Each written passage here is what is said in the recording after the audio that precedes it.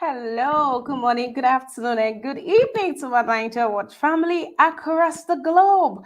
How have you guys been? It's good to be back here. How you doing? Welcome. Did I say welcome to newspaper review already? Welcome to newspaper review. My name is Ima, reporter live from Lagos, Nigeria. You guys, I like to give you a little update about the weather here in Lagos. It looks like it's gonna rain today, but so if you are yet to be out and you're resident in Lagos, you might want to go out ready. And if you don't have business out there, you know how the traffic can be when it rains in Lagos. So make sure it's important if it's taking you out of the house. But how are you people doing? I am going straight to the comment section. Oh, before then, hi, welcome. Yes, I see you. Welcome to newspaper review. How are you doing? Please do well to do the needful by liking, sharing, turning on your notification bell.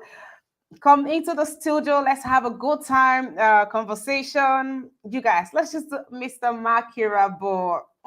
Thank you very much. Good morning to everybody in the comment section. Osagbovo, hi Osagbovo, how you doing? Yes, Christopher Columbus, how you doing? I feel very beautiful this morning. Thank you, Mr. Makirabo. Beautiful morning to you, and thank you. Yes, Mr. Kennedy, it's good to have you here too. Mr. Kennedy, I want to hear from you, so click on the link, guys. Marcus the Great, how are you doing? It's lovely to see you too. Thank you so very much.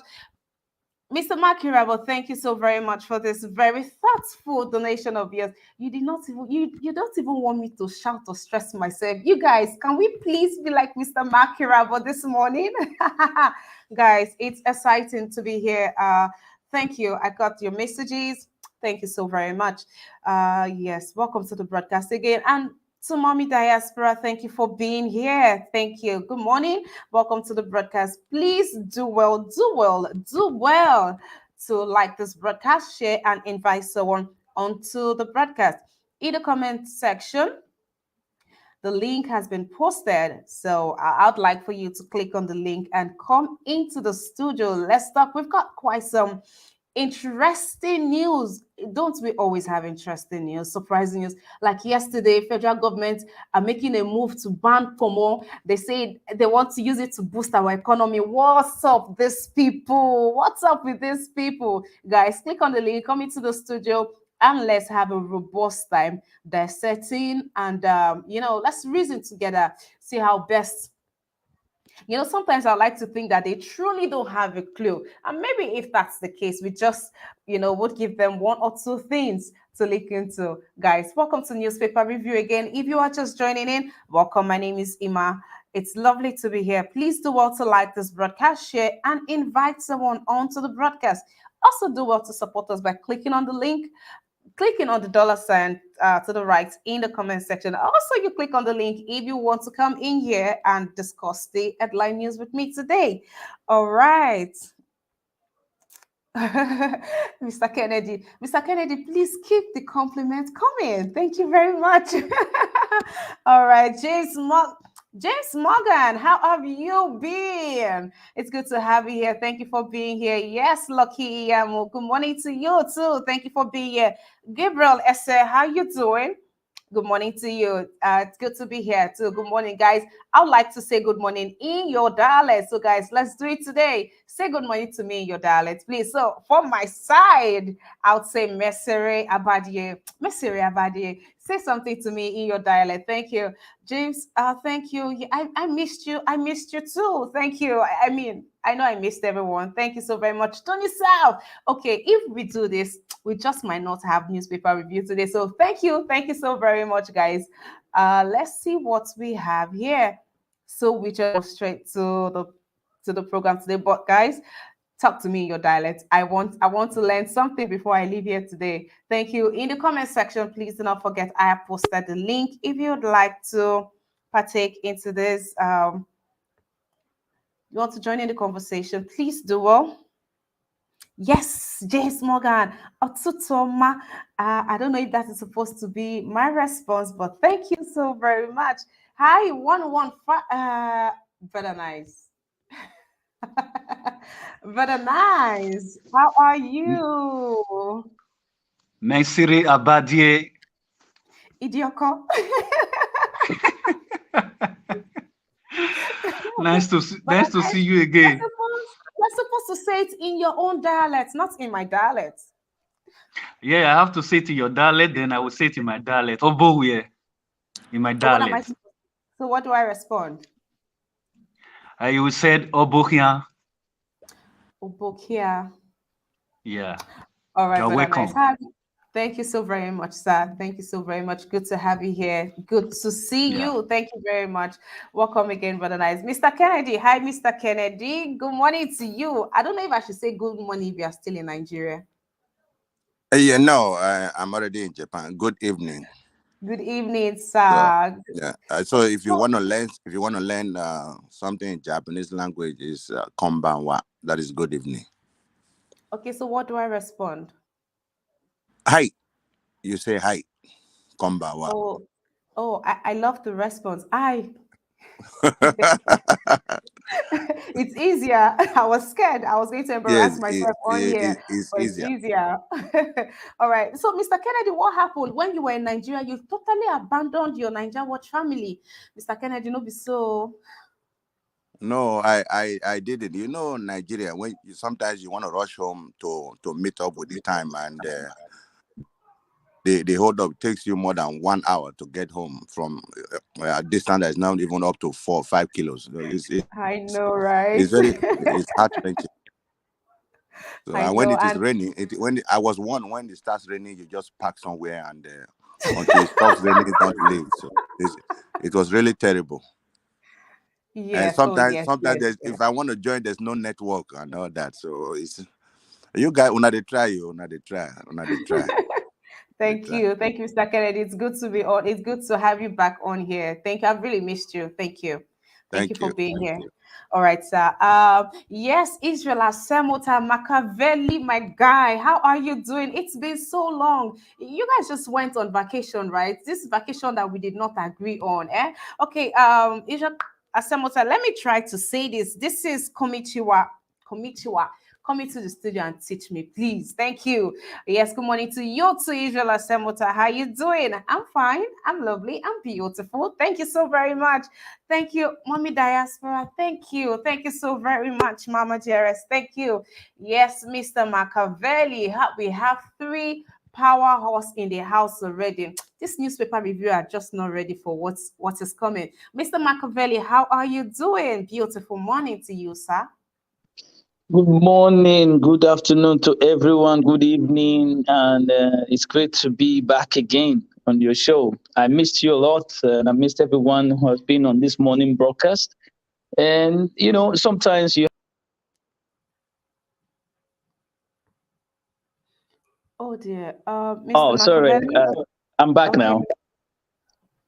All right. You know, to also take a break, but to God be the glory. We are back again, and as we say, we are going to make sure the status quo will change, and that is why we are also back. And I also welcome my lovely brother, who is back in Japan safely, as they say, "Konbiwa" or "Konichiwa" in Japan.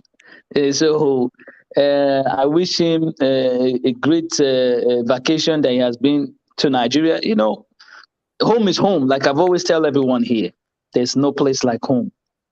But I'm happy that he's back home safely now. And lovely to have you as well here. Thank you very much. Yes, Mr. Kennedy, I am not the only one excited to have you back on the platform. Good to have each and every one of you. Thank you so very much. Let's quickly go into the business of today. Our first paper for today is The Punch. And here we have you must go. It's amazing that I go on this leave and back, and you is still there. PDP calls emergency meeting over governors, others gang up. As Wike, Makinde, Fireshade, George, Ghana, others pull out of presidential campaign. Southern PDP bloc says Atiku failed to honor London's agreement with Rivers governor's camp. All right. I cannot decide Ayu's fate. Ex-vice president replies aggrieved council members. And here we have Pengassa. Pengassa fingers military for 600,000 barrels per day stolen crude. You guys, this is a very brazen move. I mean, who calls out the military? ASUU to appeal ruling. Parents want strike ended. Here we have Senate confirms Ariwola new CGN gets agenda.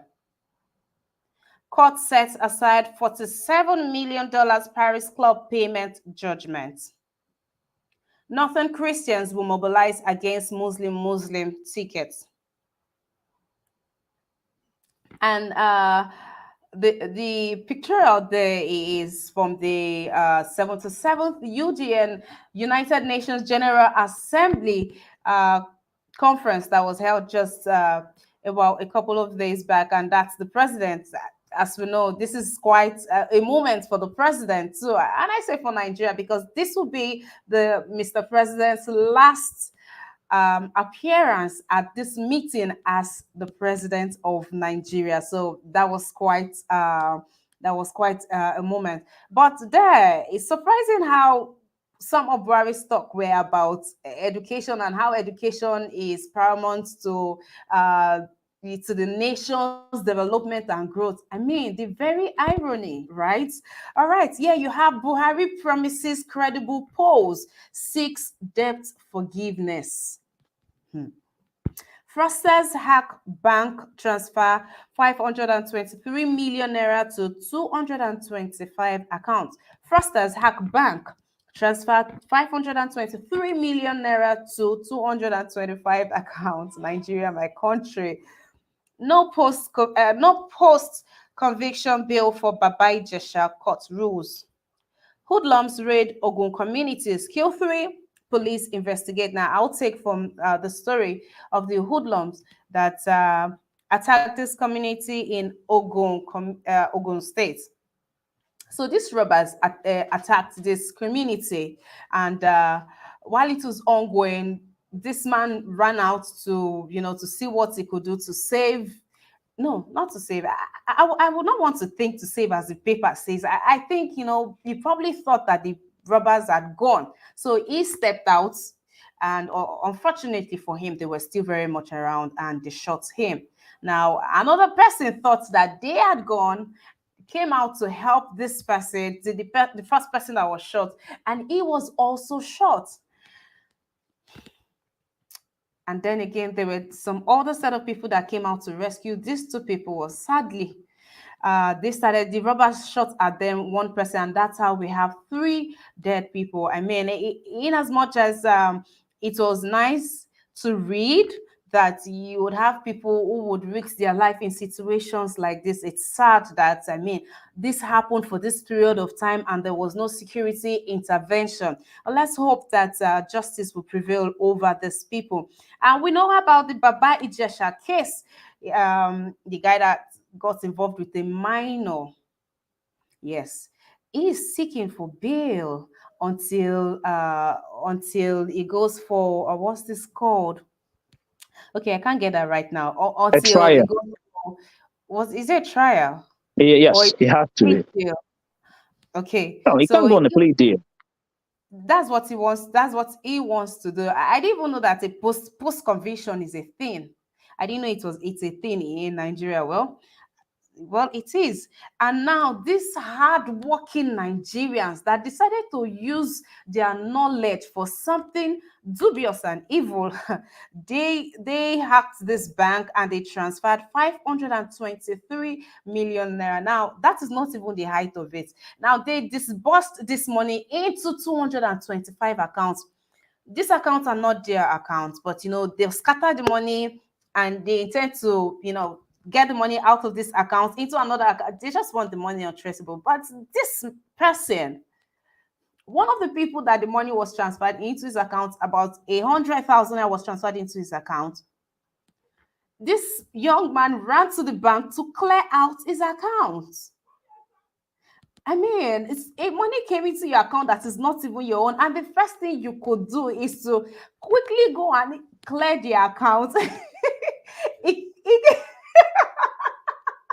He cashed out the money and well, the police are after him now as we speak, and I don't know how he's going to convince the police that he is not a part of these people. And then we have the Pengassa story, guys. Pengassa has come out to accuse the military. They say the military people that are sent to take care of the refineries, that they are the ones. It is so bad that these people pay their way, they pay their superiors so that they are posted to this place. So it looks like this oil theft is going to be here for quite some time. I mean, if it's going to be deep into the military, if they are coming out to say that the military, the Navy guys, the military, they pay their superiors just so that they can go to these areas, and because of how lucrative this business has been over the years for them, they don't want to live there. That they partner with communities, with the people of the community, and other security agents to get out as much as 600,000 barrels per day. Now, this is even done daily. Well, if they are involving the military and the Navy, now this makes sense. Not coming out to say the communities are the ones stealing 600,000 barrels a day daily. No, this is too much. How are we going to curtail this is a question, guys. What are we going to do about this? Who is going to sanction the military? If this is coming from the military and the Navy, so who has the power to deal with this? The Minister of Petroleum? Should we be expectant that this current sitting Minister of Petroleum is going to do something about this? Or should somebody tell the president that this is going on? Because it's very sure that the president does not see all of this, or does not know as much as we ordinary civilians know. And we know that ASUU, the court told ASUU to resume. I want to get your thoughts on that. Do they have to be forced? And Osodeke has come out to say that it's like telling medical doctors to forcefully treat a patient. I mean, he's asking, you as the patient, will you be comfortable to be treated by a doctor that was forced to treat you? Now, that is a very wise saying. While the students are saying, no, you cannot force our lecturers to teach us. The parents, now I'm wondering, who are these parents? And the parents are made up of who and who? Well, the parents have come to say, no, ASUU must resume. But ASUU have decided to push the case, and they are saying they are going to appeal courts, and they are not going to resume just yet. And PDP crisis is still ongoing, surprisingly so. I thought I'll come back to normalcy in the PDP camp, but as it is, the likes of Wike, Makinde, Fayose George, big names, prominent people, prominent figures have backed out of the campaign. And of course, Wike is coming out to say that he will not participate in any campaign if ASUU is still there. That's it on Punch. Let's go to another story before I begin to take submissions. Mr. Pansat HD, I see you right there. Welcome to this broadcast. Please, if you are just joining in, do well to like this broadcast, share, and invite someone onto the broadcast. Mr. Pansat HD, how are you doing? Welcome to the broadcast. Thank you very much, Emma. How is everybody? It's good to have you back. Fine, thank you. You look wonderful. Thank you. Thank you. Thank you, Mr. Pansat. Thank you so very much. All right, I'll come back to you, Mr. Pansat. On here, we have article to Wike's camp, retrace your steps. We won't participate in campaign under ASUU Rivers Governor's camp. Solution coming. Solution coming. Board of Trustees Chair. Crisis will benefit APC orders, and that's from an analyst. Here we have ASUU rejects court order for resumption, vows to appeal ruling. Shekaru remains NNPP's candidate for Kano Central. You guys remember that Shekaru came out to say that Kwankwaso betrayed him, played him, deceived him into, they had an agreement, and he has seen that Kwankwaso is not going to fulfill the agreement, and that's why he decamped. But as it is, he has decamped back, and INEC is saying that he is is NNPP candidate, and that's stamped. That's stamped. I guess unless he wants to forfeit this position. You see, the laws that they put in place is what is coming back to bite them. But let's see how that goes. Buhari at UN. I am leaving legacy of credible elections in Nigeria. My people, do we say amen to that, or it is what it is? And here we have forest scarcity. Banks suspend international transactions on Naira debit card. Flood destroys 14,496 farmlands in 5 Kano local governments, and that's from NEMA.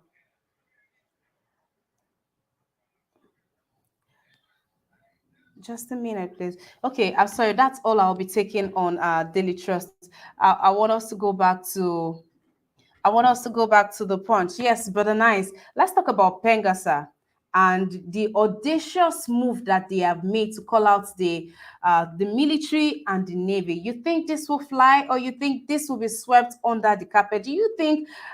I don't know, but for me, I think PENGASSAN has been very, very brazen lately to be calling out these people. What's your take? Yeah, thank you, Ms. Irma. Good morning to all the panelists and the people in the comment section. Greetings to you all. Mr. Pansa, nice having you. Thank you, sir. Looking forward to your presentation. Yeah, thanks. This PENGASSAN, yeah, they have been doing a great job. But the problem is that it's not going to fly. It's not going to make any difference. You understand? I'm still asking the question, why can't Nigerian government have something they call GEGIN in this country where I live? Those police, yeah, it means those police are the police that checkmate or the rest security outfits. Why am I getting feedback? So these police, there are special bodies that whenever any security outfit, maybe the military, the Air Force, and anybody, when they are misbehaving, those are the kind of police you have to go and report to. You understand? Even citizens have the right to go and meet them and lay a report against any security outfit that brutalize you. So those are the ones that always carry out investigation to see if what they did is right or wrong. So they have it in a lot. Let me say all Western world. I think so. They have it here where I live. So that police is responsible to checkmate all the outfits, either the military, the Air Force, everything. So this kind of allegation now, those kind of police are the one that this body is supposed to go and report to. So they have to carry out the investigation to see if that accusation is real or is fake. You understand? So those are the people that is responsible. Those are the people that have the capacity, the jurisdictional power to persecute people like the Army and the Air Force and the Navy, all kind of security outfits that we have, if they are really involved in that oil theft. You understand? Because individual cannot do it. That is the reason why the government gave that, they create that kind of police, that special force, to be responsible for this kind of accusation. So individuals still have the right, the civilians still have the right. If you have any encounter with any police, any military, maybe they did something to you, you have the right to go to that place and report your case to them. They will carry out the investigation. And if they did that thing, those police will hold them responsible for it. Because those are where the justice starts from. But this our government, they don't have all this kind of thing. They don't have it.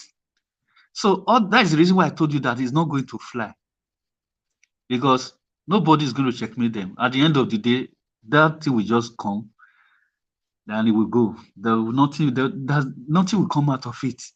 At the end of the day, nothing will come out of it. All That's right. just for that. Forever and Yeah. nice. Thank you for your submission. I hope I get a different view from this. I'd like a glimmer of hope that something can be done, even though it is the military and the navy, that we are talking about here. Mr. Kennedy, I mean, what do you think about this? Thank you very much. Thank you, viewers all over the world and co-panelists. My brother, brother Nice. I think in every government, every governmental institutions, we have all these institutions in place. There's no government that do not have this issue you're trying to talk about. The fact is, our institutions are just not working. They are there. They are there. Could you believe that even in traffic issues in Nigeria, smoking vehicles are against the law? If your vehicle is smoking, they sent it to me when I was in Nigeria. If your vehicle is smoking, it's against the law. You can be charged to court and you pay the penalty. But these things are not working. All these things are in place. Nigeria, the government is very bad. Why do we want to cut down the cost of governance? Because all these things are there. The fact is, the people that are saddled with the responsibility are just not doing their job. That is where the problem is. First of all, let us take it from the top. Who is the minister for petroleum? Is it not the president? I heard when my sister Emma was saying, they should just report these issues to the president. Is he not the minister for petroleum? So that's where the problem is. He's just there doing nothing. Even the minister for state for petroleum, I think is that Silva or whatever, former governor of I think is it Bayelsa or whatever. They are just there doing nothing. The fact is, who records the amount of petroleum that is being stolen? Who is the person recording? Who is the person telling us that 600,000 barrels of petroleum is stolen every day? If that person that is recording it is actually the one in charge, who is the person stealing, or who are the persons stealing this petroleum?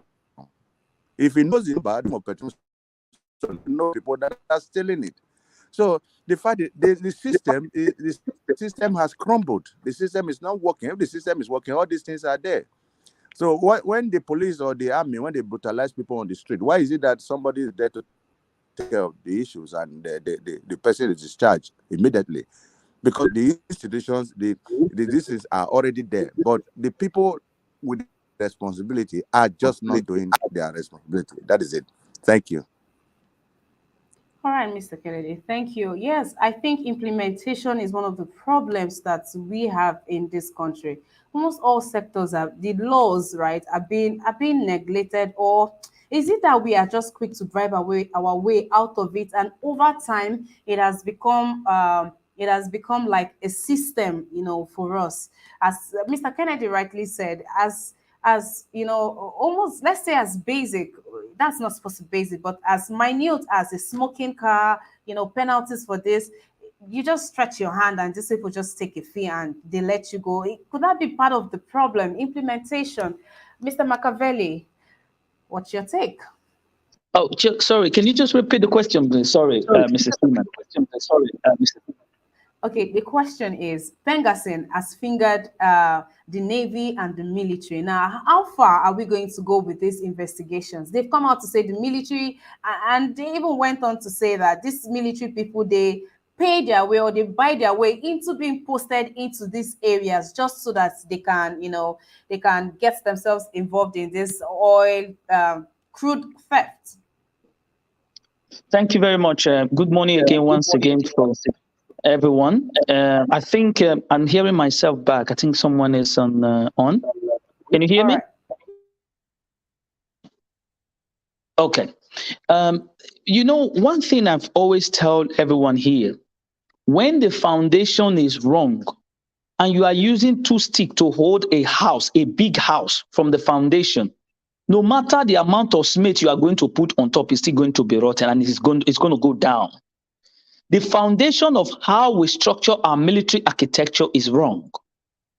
We cannot have certain group of people dictating of how the military structure will work. And this is where the problem starts from. And this is why these people buy their way out. Now, I'll give you a clear example. Why would somebody from the Niger Delta not be a commander over there? Why would you go and bring somebody from Sokoto to be the commander that heads the military or the navy in the Niger Delta? This is somebody who understands everything about the country, the environment, Mr. or the Machiavelli, people that is in. Yeah. I've heard you over time, say this, and maybe other people too, but are we not supposed to be one Nigeria? Should it matter tribe? No, it's not about tribe. This is how, listen, this is how it works. Now, if I go to Sokoto, they are still Nigerian. They can be posted there, but we have somebody who is a commander who will give to say, this is where we are going today. This is where we are heading today. And you're bringing somebody from Sokoto to head what is happening in the Niger Delta. And he's a commander. How is he going to know around the Niger Delta? Or this is how they buy their way. So such person will see down there another a small rank, somebody from a small rank will also tell the commander, this is the kind of people I want you to put there. So you see the infiltration is already coming in between already. Now, we are all Nigerians. I've always prayed for one unity, but we have to understand one thing. We need to prioritize first this person. Then we also going to bring in other people and try to push them into the system. It's like you come into a country, you can never be a leader of that country. If you go to somewhere like in Benin Republic, you have to learn from the scratch. They have to teach you the norms and rules and regulation of it. But you cannot just come in and say, I am the commander, and where are we going to? Other people are going to use you, and that is where the loopholes comes in. So they are going to find a way of manipulating you, trying to put their own brothers or sister there where they are not even specialized. And this is how they all infiltrate the nation, because there is no proper architectural way or, a foundation of how you structure it. So for us to have a better understanding of what works there, we need to find somebody who is on ground. And anybody being posted into that place must go through the process before it can, take in the rank of a higher military or anything. You must go through the process first so that they teach you what is happening there. This is how it works. What if the country is being infiltrated from that place? How are you going to know the route where we have to stay? You have to position your military. You don't know it. So we need to go back to the drawing board again. I still continue to say it.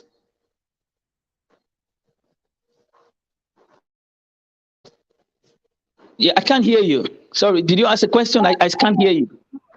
No, not at all, not at all. All right, Mr. Machiavelli, thank you for your submission. All right, Mr. Pansat HD.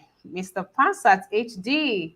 Yes. Do you think that justice will prevail even when it has to do with the military and with the Navy? Don't forget, these are the high shots.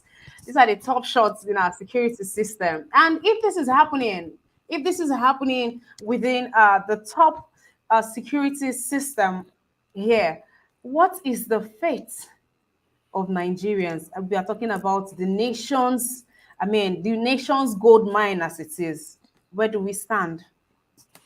Yes, so make I formally greet you as you come back. We've been missing you on the show, but you had a good person to represent you when you were gone. She was awesome.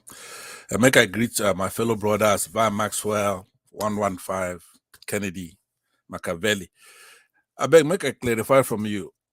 Since my brothers don't cover that topic better than I could, can I talk about Buhari's declaration at the United Nations? Oh, that was supposed to be our next. That's supposed to be our next major topic. Okay, then I'll pass on this. If you want to start it, it's fine. Okay, because I am very, very happy about that. Because what we saw at the United Nations is Buhari giving Tinubu a dirty slap. I mean, he rejected him right there, because the only way Tinubu is going to win an election anywhere today is by rigging. So if Buhari has made that commitment, right, it's over. Tinubu is out of here. Now we saw. I'm sorry. Is it the same Buhari that said that he has given military control to take down terrorist group? The same Buhari that has given over 4 or 5 executive order that they should clamp down on the terrorists? Is it that same Buhari's word that you are taking to the bank? Yes, I understand, but this one is, you saw his face the day that primary when he tried to pull the rug underneath Emiloko, right? So Omiloko used money and disrespected the president and went and bribed the northern governors who also have their own interests. They want to know the southern there so they could retaliate to what they say Obasanjo did to them with Yaradua. So anyway, he pulled the wrong. You saw Buhari's face. Think about it. This guy, I mean Tinubu, ex-governor Tinubu has been running around saying that he's the one that brought Buhari to power. That without him, Buhari wouldn't have won, and the president didn't like that. So he, well, the good thing is this. Look, I'm celebrating here. I have 3 giant ribs in front of me. I'm having a nice cold brew. Why? Because this election is over today. Buhari is an unforgiving guy. Unless it's selfish stuff like stealing oil and things like that. That's his stand. Take the oil, take our money, go to Niger, that kind of thing. Pretend to hate non-Muslims only for his selfish interest. That's his stand. But when it comes to dealing with people like people like Tinubu, he is a master at that. All right, I refer you to. Let me refer you to an article that was written by Sanusi Lamido Sanusi that's called Yorubas Are the Problem with Nigeria. In that article, you get to see the soul of the northern elites, the way they do their thing with the Yorubas. All right. Sure, the Yorubas don't want to go with the Southerners and make the country better, thinking that these Northerners love them, but they don't. After what this guy did for Buhari, he's against that presidency transferring over to him. This is just the truth. But we should rejoice today because with that, he's committed to having an election. He's going to drop that presidency on the floor. He's not going to hand it over to anybody. He's not going to hand it over to Tinubu. So it's then our job, the youth, everyone, we're going to go to the floor and pick it up. We're not taking that baton from Tinubu. He's out of here. He cannot win without the presidency or the cabal behind him. So today, I want all progressive Nigerians to be prepared to get on the floor and pick up that mantle, pick up that presidency, because that's exactly where he's going to draw it. Let me conclude by giving you an analogy, because it's the same thing that happened here in the United States. George Bush Jr. Was all over the place, fighting wars, destroying the economy. He was absolutely no good as president. So towards the end of his presidency, because he's a Republican, he had a guy here, he's passed now, McCain, a war hero. He's supposed to pass that baton to him, but he didn't want to do that. He was tired. If you saw Bush towards the end of his presidency, he was completely tired. But there was an aspiring young African,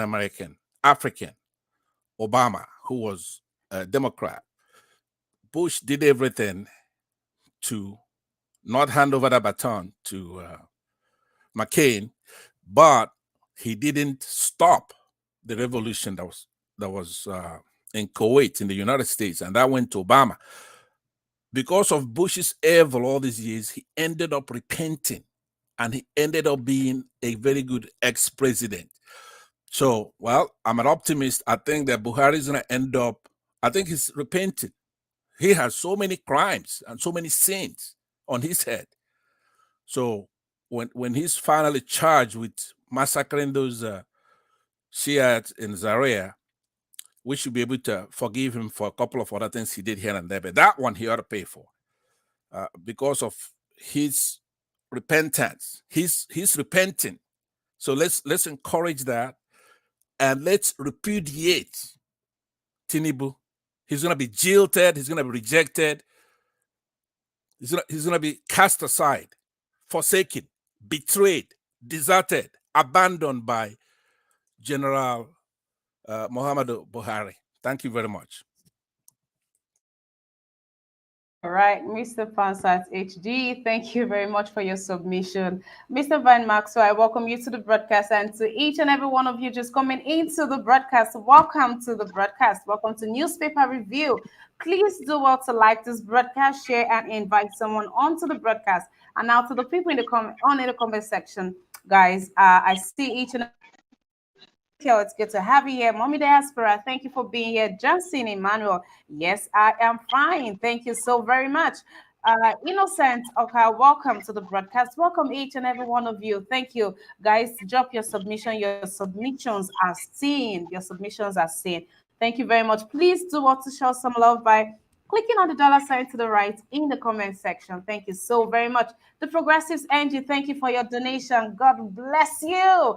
Thank you so very much. Thank you. All right, Mr. Van Maxwell. So the president at the 77th United Nations General Assembly made two profound statements.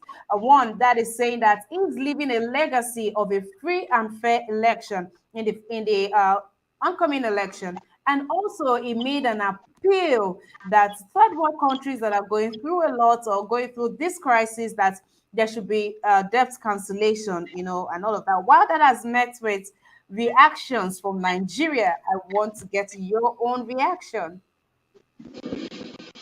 Thank you, Sister Emma. Good morning to my co-panelists and those that are listening to us. I don't know the reason why my voice is not coming out clearly in this platform lately, but it's clear in other platforms. I don't know how you are hearing me from here. Is it clear enough?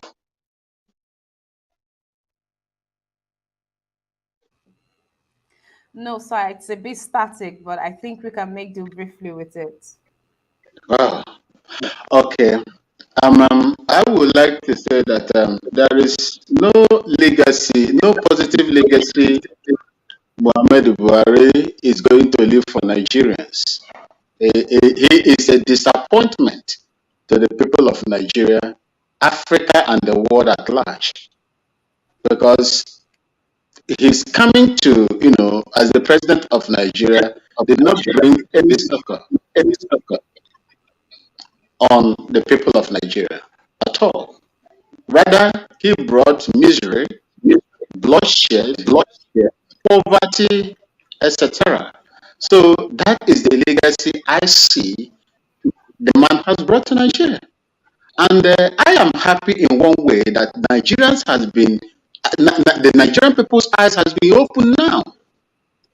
I do not think if Buhari did not come out, that Nigeria will be where it is now. Everybody is clamoring for change.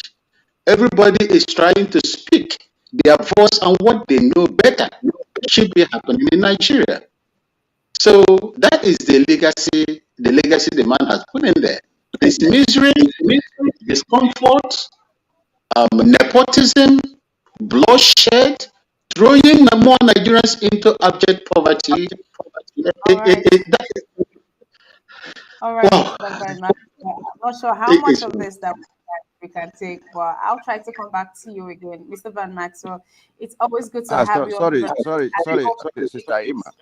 Sorry, Sister Emma. Mr. Van Maxwell, you can refresh your browser or change your network. You have Google Chrome 1, 2. You have Safari. Change from whichever one you're using to a different one. Thank you. All right, I will do that. I'll do that, sir. All right, Mr. Van Maxwell. I hope you do that soonest and join us again. Thank you. Okay, so I come back to you, my panelist, Brother Nice. Since we are already on the topic, let's talk about the debt cancellation. Nigerians, are we, credible, for that? Okay, thank you. Thank you, Ms. Ima. I just want to say this to Mr. Pansa. Mr. Pansa, the nickname of Muhammadu Buhari is Two-Face. His nickname.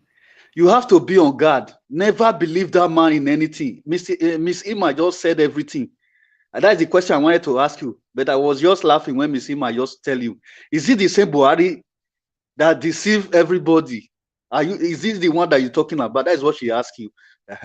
Because I don't think it's the Buhari I know you are talking about. His nickname is Two-Face. That is just for him. All the obedience should not, everybody should be on guard. So don't listen to that man.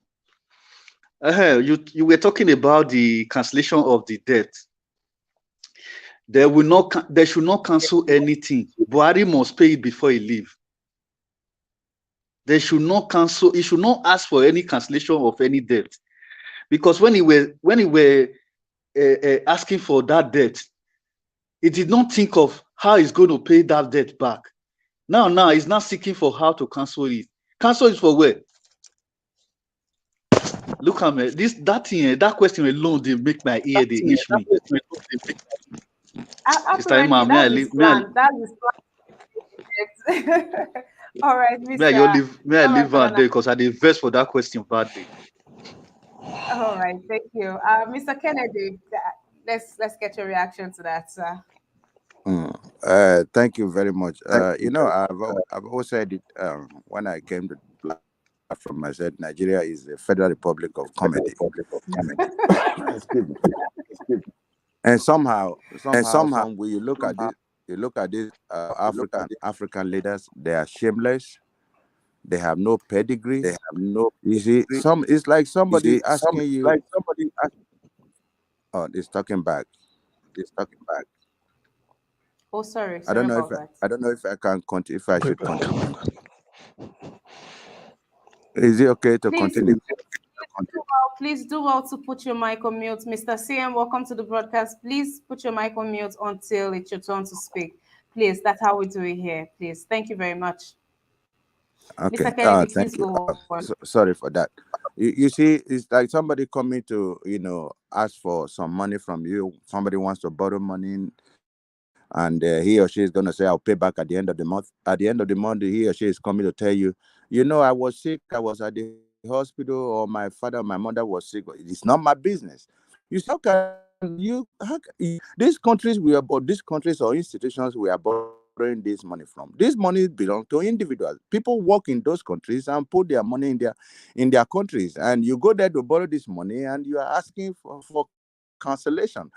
I don't know. And when we that are living abroad, we are always angry with these people when they call us monkeys, when they call us slaves, when they call us all kind of unprintable names. It's because the way our they've decided to put us.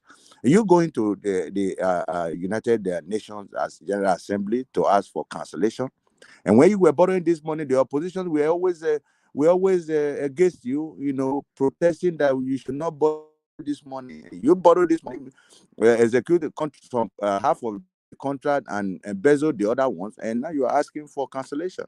It's really very funny. You weren't having the pedigree to pay back this money. You went borrowing. You borrowed and make the train services for free, and now you are asking for cancellation. I don't know. Anyway, well, I would be happy if we are forgiven, so that there will be a peaceful template for the next regime to work on. I'll be happy, but anyway, I'm not sure that's going to happen. Thank you very much.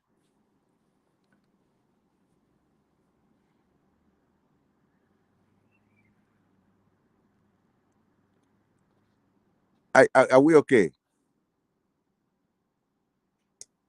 Yeah, I think Ima is not getting us.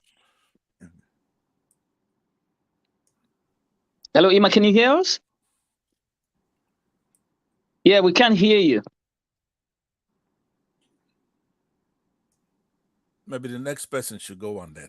Yes. Yeah, go on. Machiavelli, go on. All right. I just wanted to touch on the Buhari speech at the United Nations and a lot of things he said.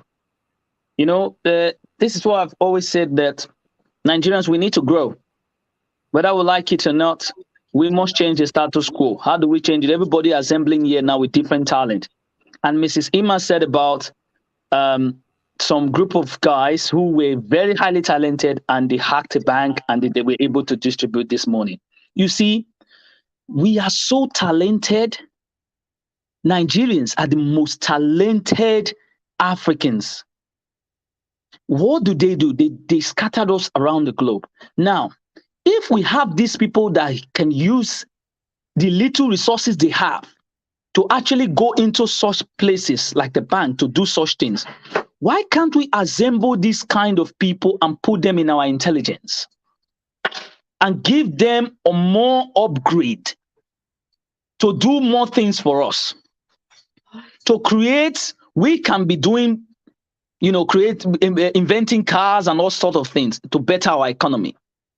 You see, our president was talking in the United Nations and told them that the poorer countries who are owing debt, they should try and wipe it away. He was asking Nigeria to it. I felt for my generation, because the amount of debt we owe, who is going to pay and how are we going to pay it? This is the thing. So our youth that are highly sophisticated now, why don't we try and assemble all these people together, give them more training by improving the welfare of the country, educational standard, then try to build things, infrastructure that will produce more, that will encourage more investors, security-wise. And you were boasting about Nigeria securing other nations, helping, and he was so proud of it. But yet, the problem we have in our backyard is common bandit that we cannot solve. And you were proud to tell them in the United Nations that these are the kind of caliber Nigerians are very good in the African region. But we are not doing enough. I watched this speech. I was shedding tears. Some people might not know what I'm saying now, but if you honestly sit down and think that it's like they sold us and we don't even know where we're going. Unless we retrace our step back to claim this country, put the right people in government, and also tell these right people this is what they need to do for us as citizens. And we, the citizens, must have to buckle our shoes to actually produce another generation that will also fight this kind of things. Because this is how many of us, wherever we live today, this is how they do it. Because if you go to any of the assembly they are doing, look at the PDP, they went to London to decide what will happen in the country 2,000 miles away. And now it's backfiring on them. You must go. And they're using, I'm not going to feel sorry for them, because when they were doing the meeting, there was no youth there to say, you are the upcoming generation. This is the way you have to follow. Let's do it this way. Coaching them of how you can lead a political system. Zero. Think about yourself. Now ASUU must go. Some people are saying Wike is good. Some people are saying ASUU is good. I have no business with them, because when these people were doing that meeting, I was not part of it. Why should I feel sorry for them? I must feel sorry for the Nigerians who are suffering, who went through Libya to make sure that their family have a plate of food on the table, who also are coming here to go to school and paying high amount of wages, and still they cannot even get the resident to stay. It's a pity. And our universities have been home. The students have been home for almost 7 months. And the court is telling them now, ASUU, go back to. I mean, if I was ASUU, I would not go back. Because you cannot tell me to go and work, and these people are still deciding when to pay me my money, or when to tell me how to upgrade our universities. As a citizen, some people will say, oh, Mr. Machiavelli is overreacting. Nature will ask you, because all these things I'm telling you now, you cannot sit down. I cannot sit down in a defined democracy and try to tell you that what is happening in Nigeria is nice. God will judge me, and he will also judge my generation. I must be able to fight. Why am I fighting now? It's for the future generation. I'm not going to fight a physical battle carrying guns. No. I must use a way to enable my own brothers and sisters, learn that we must wake up so that our generations will see us as a hero who also fight for their own generation. So for me, my brothers and sisters, whatever you are watching there, wherever you may be, let us all come back to the table. If you are an engineer, if you are a software, anything you are, whether you are a cleaner, you are an important person in the society. Because if a place is not clean, none of the executive will come and sit down there. Nobody is useless. But they made us kind of useless because if you are a farmer, if your father is a farmer in Nigeria, you are a poor man. But if your father and your generation is a farmer in overseas, you are considered as a billionaire. Yes or no? Anybody who knows that? So nobody is useless. Everybody must come back with what they know, what they learned, so that we can use it to better our country. We must take it back. No, there's no two ways about that. Because the way we are seeing our political system is rotten. And we must straighten it back. And our youth who are basically engaging in such nonsense, they should calm down. We must all work together now to enable a better system that will work for us and our generations to come. Thank you. All right, thank you for that, Mr. Machiavelli. And I'm sorry, I had a technical issue. I had to change device as a matter of fact, but I could hear each and every one of you, and thank you for holding it down. Welcome to the broadcast, Mr. CM. Welcome to the broadcast to Niger and Ajiro. Thank you for being here. Please, you're watching because I see you right there. Please do this broadcast here and invite someone. And also, gentlemen, please do well to put your mic on mute. Mr. CM, please do well to put your mic on mute. Yes, Mr. CM, I see you looking at me. All right, thank you so very much, guys. Welcome to the broadcast again. Please, please, please like this broadcast. Let us be obedient by liking the broadcast. Please, thank you. And also in the comment section, show some love, guys. Show some love. Thank you. All right, Mr. CM, how are you doing? Good to have you on the broadcast. What is the time here? Good morning, Emma.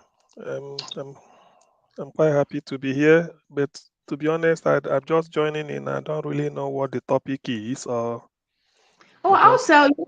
I'm having a bit of an off day today, so ordinarily I should have been somewhere by now, but here I am. Thank you for being here. Thank you for joining us on Niger Watch for our newspaper review. Here we dissect the newspaper headlines. All right. So the president at the just concluded United Nations General Assembly, the conference, the president, Mr. CM, are you with me? Yes, I am. Yes, continue. Okay. The president went on ahead to say that he's leaving a legacy of free and fair election. But another thing that was worthy of note that Nigerians are asking, has that been the repayment plan all along? Not the president of Nigeria, going to ask for debt cancellation. Hey, I'm not sorry. I'm not sorry. I'm not laughing at you, Emma, but I'm laughing at probably the president. No, that was my reaction to when I saw it. I thought I didn't see well. see, you know, I don't think I will do much talking. Nigeria started borrowing 1965. The first money borrowed by Nigeria was done by the Prime Minister, late Alhaji Abubakar Tafawa Balewa, in 1965. And what was it for? To build Kainji Dam, the one in somewhere in Kwara, is it Niger State, to give us electricity. This same electricity we are suffering today. I can't remember the amount. I think P2B quoted it sometime. I didn't check. Since then, Nigeria has been borrowing despite having oil boom after the Civil War and the organizing Festac and all the sorts. We've been borrowing throughout Babangida. We've been borrowing. Now, to cut it short, by 1999, Obasanjo came into office. Obasanjo went to Washington to tell George Bush that he should help them. He should help Nigeria. That people are expecting Nigeria that we should be the giant of Africa with our democracy. Everybody is interested, you know, so many periods of military rule. Our checkered history of democracy today, military rule 13 years, then back to civilian rule for 4 years between Shagari and Shagari Ekwueme, civilian rule of 79 to 83.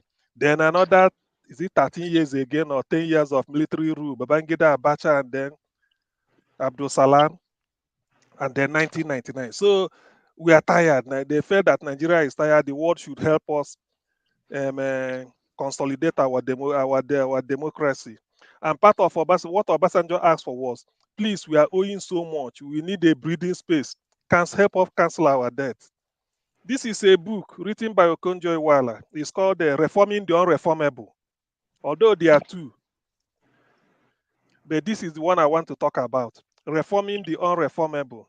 This was where Okonjo said lessons from Nigeria. So Obasanjo tried. I gave you this background so that you can see why you have to laugh when Buhari is giving this at the United Nations. So what happened was Okonjo-Iweala had to rally around the World Bank and all this IMF or whatever. Ask them, please help us. What the World Bank will do, because it's in the Western world, they don't give you money and then you come and ask for cancellation. At most, they can give you a rebate, say, okay, instead of paying it back this year, let's extend it to so years. But you must pay because it's public money, it's taxpayers' money. People pay tax for that. Or they will say, okay, we can cut the interest or do whatever, or we can waive the interest, but you must pay the principal. So all these, there are a lot of techniques, but Nigeria feel that I can, as you please, so lend me £100, 100 naira to buy akara. Tomorrow I say, please forgive that debt, now cancel it for me. It doesn't work that way. You ask for it. So what happened was, IMF, the way they do, because IMF on its own, or on World Bank, they are not the bank that you borrow. They are just the guarantor for Western banks, like all the banks in Europe and the America. It's like this is the agent. Like you want to sell your house, you have, all of us, we've got houses to sell or land. We give it to an agent. It's not that when you go to the agent, you say, please, can you give me land for free? No, agent will have to speak to us. So this debt cancellation is impossible. So that is the judgment you make when I finish. So the thing, what then happens is, they put up conditions that Nigeria should fulfill, and these are very stringent, very, very stringent. Okonjo-Iweala, being an insider in the World Bank account and whatever, he called Obasanjo. He said, look, we can never satisfy these conditions they gave us, or conditionalities they call it, because they told you, if you do this, we want to see this result, so we can then know you are serious. Okonjo told them that these are what you gave us. We won't take your conditions, but we will take the outcome. We will invent our own homegrown conditions. In the end, what you want is the outcome, and we still get the outcome that you want us to get. So they agreed. The World Bank thought so no country has ever done this. They said, okay, if you can. So that was what this lady did.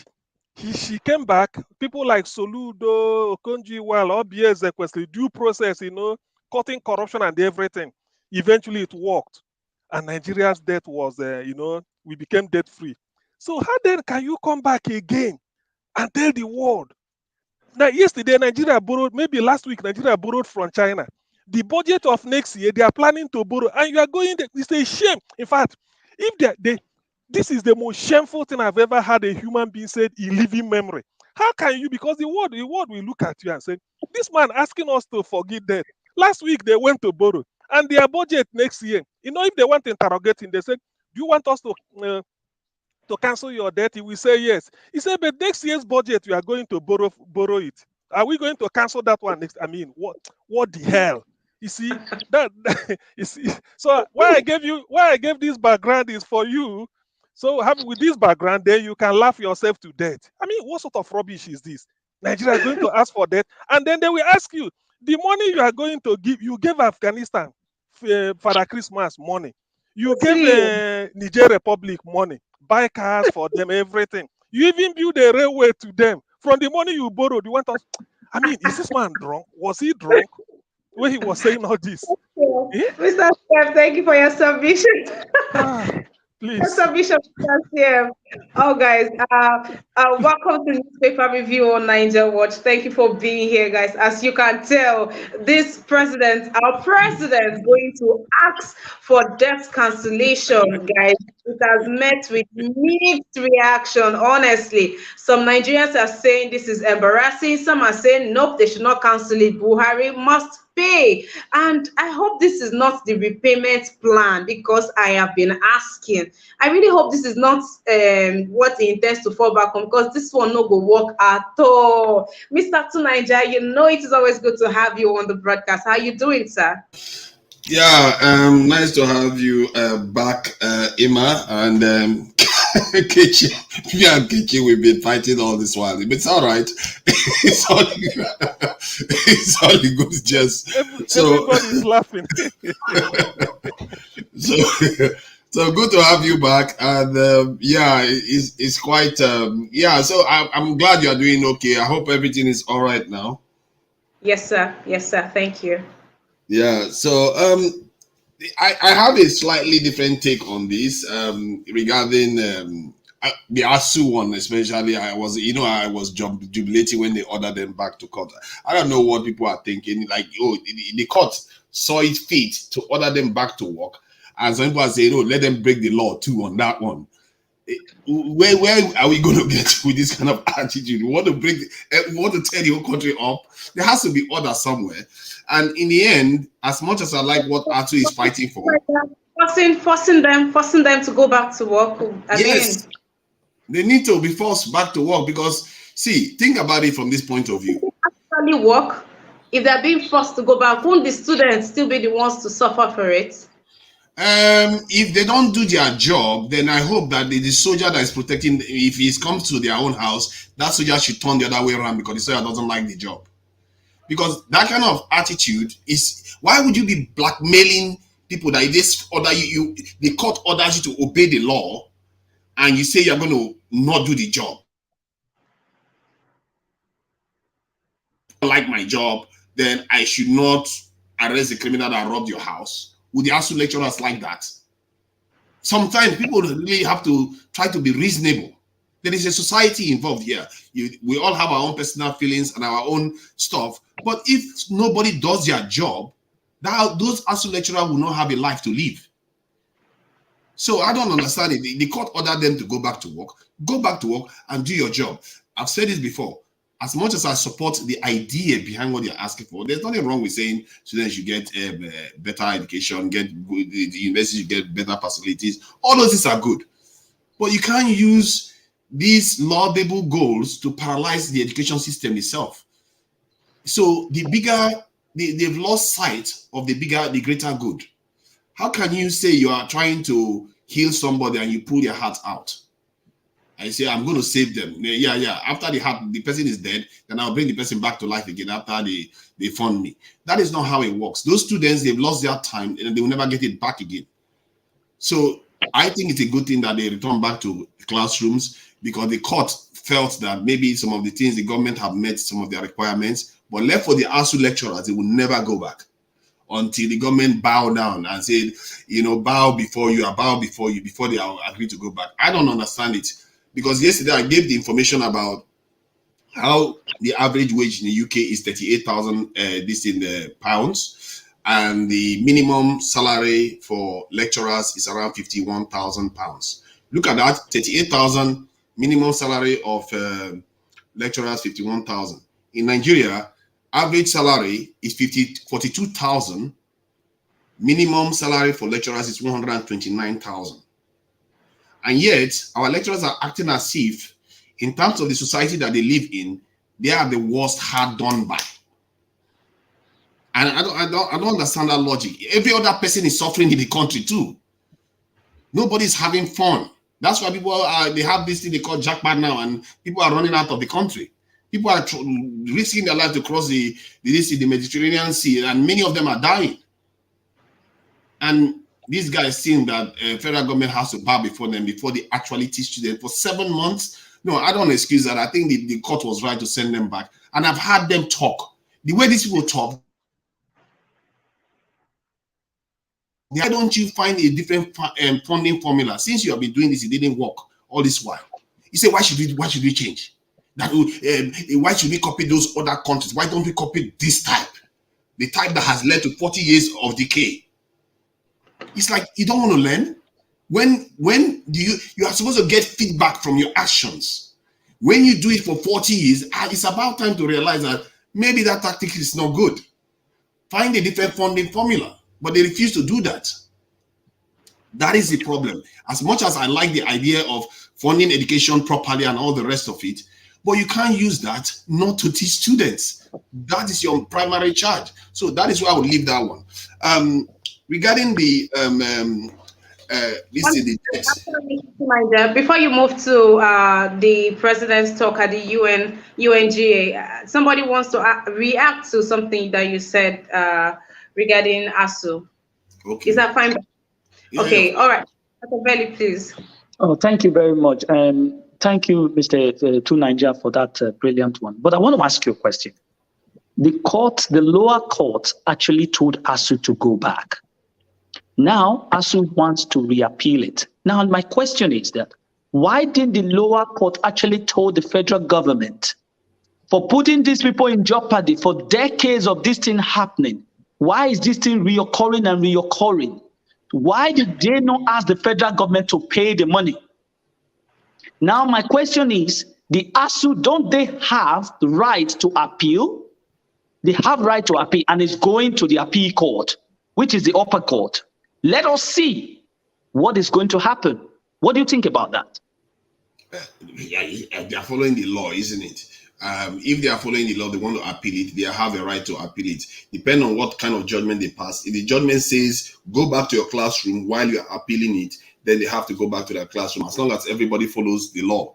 But even outside the law, I actually think what they are doing is wrong. They have crossed the line between trying to fight for a laudable goal, something that is honorable, to damaging the institution itself. They have damaged the Nigerian education, university institutions. For decades, they've been doing this. How can you? I disagree with that as well. I'm sorry to cut. I disagree with that. Okay. For decades, you just used the word the decades. So which means the federal government knew what they were doing and actually using that as a weapon to jeopardize the educational system in Nigeria. It shows that they are not also doing their right. They are not also doing their work. So ASUU also have the right, just as the citizen has the right to ask ASUU to go back to teach them while they are waiting that. So also ASUU has the right to tell the federal government until they pay that money, they are not going back. You also have to understand there's a three-way here. But I'm very happy now that they said they appeal it. Let us go to the appeal court and let us see what is going to happen here, because everything, all the student has the law binding them. ASUU has also, the federal government has also. So let everybody now go there, because for me, what ASUU is doing is using what they have to get home their demand, because enough is enough. Okay, you are thinking that just because you have a right to do something, that is the only right. The government don't have a right. The government are employers. Technically, if I was the government, I will fire any ASUU lecturer that doesn't return back to classroom. You know why? Because there are a lot of Nigerians out there that are earning far less than they do. And there are people dying out there that earn far less than they do. And I don't understand how you can close universities down for 7 months and say you are doing your job, because you have a right. That is not your tool. Nobody voted those lecturers in. The government were voted in by people. Those people don't have any democratic legitimacy to do what they are doing. It's like somebody that just appears from nowhere and paralyzes an institution of the state down. You can't do that. Okay, I want to also ask you this. I want to also ask you this. Let me just quickly put this one. I'm sorry, Mrs. Ima. Let me just quickly put this one. You said they were not elected. These people were elected. The government was elected to deliver for the people, and they are failing the people. And the people are asking the government to engage with ASUU, and they are retreating. So let the court decide. I'm happy they are going to the appeal court. Emma, please, before we put this topic to rest, let me quickly say something real fast, please. Just give me 1 minute. Okay, go ahead then. Okay. ASUU, in my own opinion, this is my opinion. ASUU should honor the court judgment for 24 hours. Let them go on strike again the next day. They cannot be wiser. The judgment did not stop ASUU from embarking on another strike after resumption. The judgment did not even give date of resumption. ASUU should announce next year as the resumption date, in my opinion. Thank you. All right, thank you for that. Mr. Tunaija, let me take your submission on the topic at hand, so we move on, please. Yeah, I think people, because they don't like the federal government, they think that it's okay for anything to just everything goes. In societies, there has to be order. This is a democratic system. The government is elected. These people are employees of the state.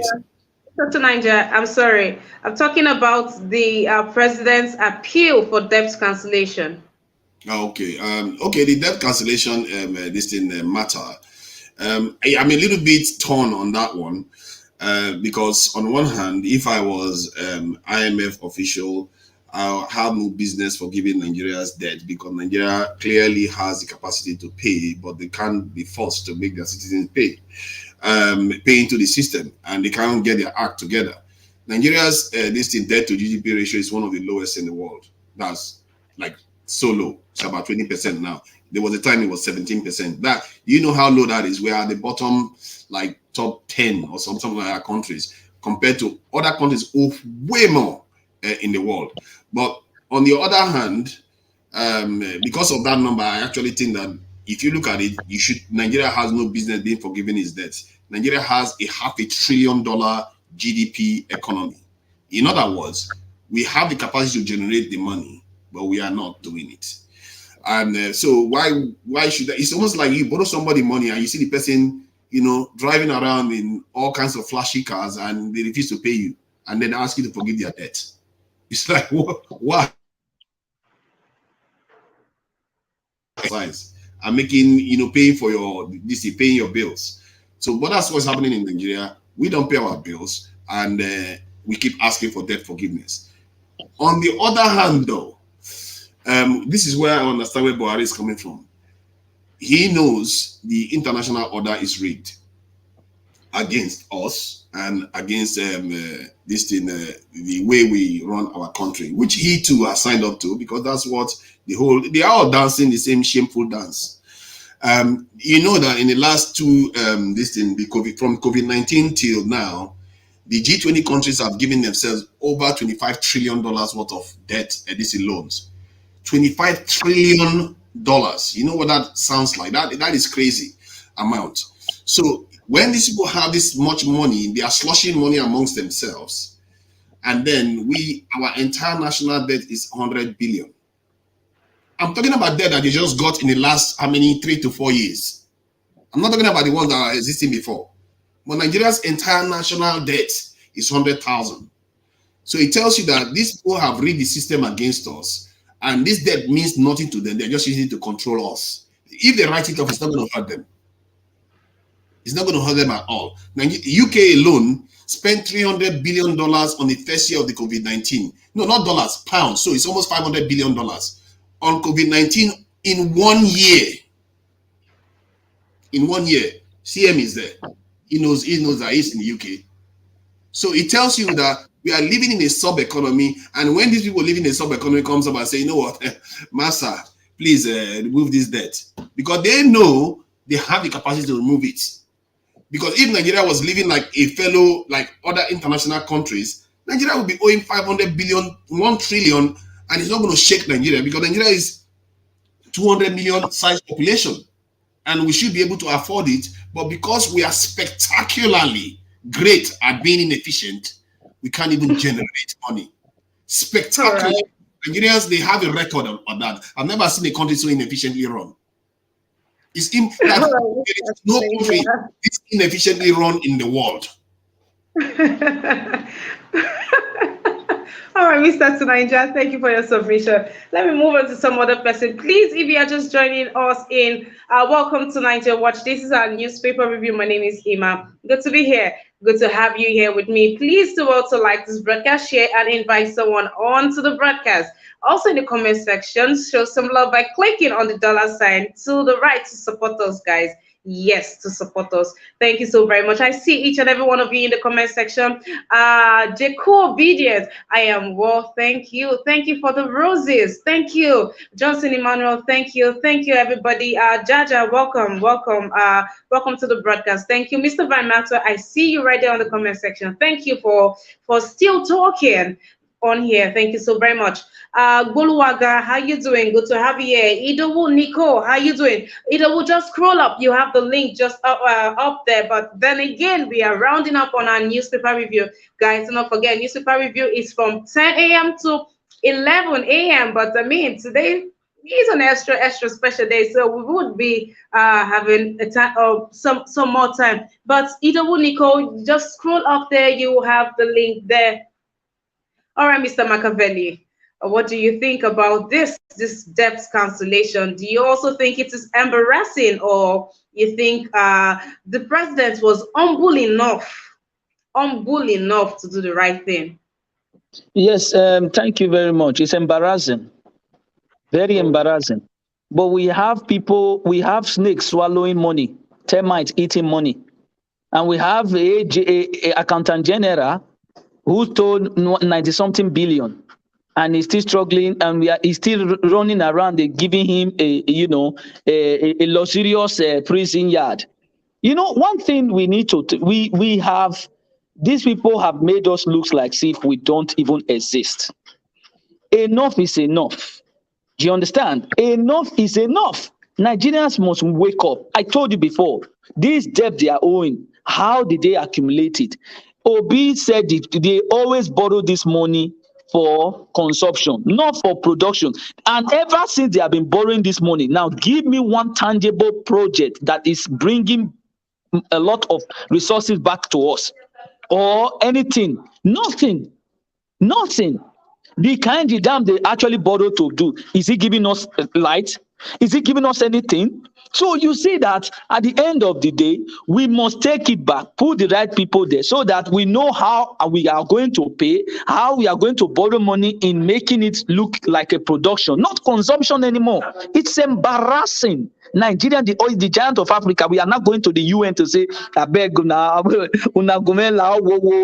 us cancel this debt, I beg. Are we not ashamed? Nigeria should go and think about it. It's a very serious thing for somebody like that to just, he was proud. When he was talking about it, I was actually sharing tears, because if we look at the pedigree we have in Africa, hey, now, wow, who do us like this? Who do us like this? Let us wake up. It's a disgrace. It's a big disgrace to us. Thank you very much. All right, thank you very much for your submission. Okay, Mr. CMA, 1 minute, please. Yes, please. Okay, well, let me a bit play the devil's advocate here. I know I said the first time Nigeria called for cancellation of debt, they were giving conditions, which maybe streamline your whatever you're doing. Maybe this time they will tell them, well, Buhari, if you want us to do all this, when you go, you kill us snake in your country, eating your money. Do something about oil theft. How about you stop giving all this? I mean, this is ridiculous. If there is anything that has brought shame to Nigeria, it is this. If there is anything that has brought pride to Nigeria in the last 1 month, it is this Amusan Taiwo, Toby Amusan, that took, who is the world fastest lady now. Can you imagine somebody abroad writing Nigeria's name in gold, and the other person going there to go and a very big shame that we are asking for? In fact, this is the shame of the century. You should not be talking about it. Nigeria should be the country giving loans to other people if we manage our resources well. By the way, who is Buhari to be asking of a loan cancellation? What if they tell him, Buhari, okay, today we've cancelled it. What of your budget next year? Are you still not going to borrow to finance the budget? What really are we talking about here? I beg you. Thank you. This is shit. It's too All disturbing. right, all right. Thank you for your reactions. Now, this is me giving a big shout out to everyone that has been with us on this broadcast today. You guys have been amazing. Thank you. It feels really good to be back here and to see I mean, we have a full house. It's good to see each and every one of you. So it's safe to say welcome back to each and every one of us, right? All right. Thank you for being here. Thank you for watching. And you're watching the replay. Hi, how you doing? You know I always see you. Thank you for being here. Please do well to like this broadcast, share, and invite someone on to the broadcast. Thank you for being here. Now, you on the comment section, this is both for you and for those in the studio. But first of all, I would like to address Mr. Let Go. Mr. Let Go, you need to give access to your mic and your cam. That's the reason why I cannot add you to the stream. So please check with that, Mr. Let Go. But how you doing? Thank you. Say something in the comment section now. I want us to give our 1 second, 1 minute submission to the president. Yes, to the president. I don't know, but I just feel this is a man that has thought of how best, when a father wants to take care of a child, he just goes all the way out. When he has a sick child or he has a child that needs urgent attention, he just goes all the way out, not minding what to do to help the child. I think that's the situation that our dear president has found himself. But I don't know who his advisors are, but whatever it is, we've come to this place where you, rightly thinking Nigerians, get to say something to him. So this 1 minute submission goes to Mr. President. Mr. Kennedy, starting with you, sir. Sorry. I want to yield the floor to Mr. Pansas because he has not spoken. I'm sorry about it.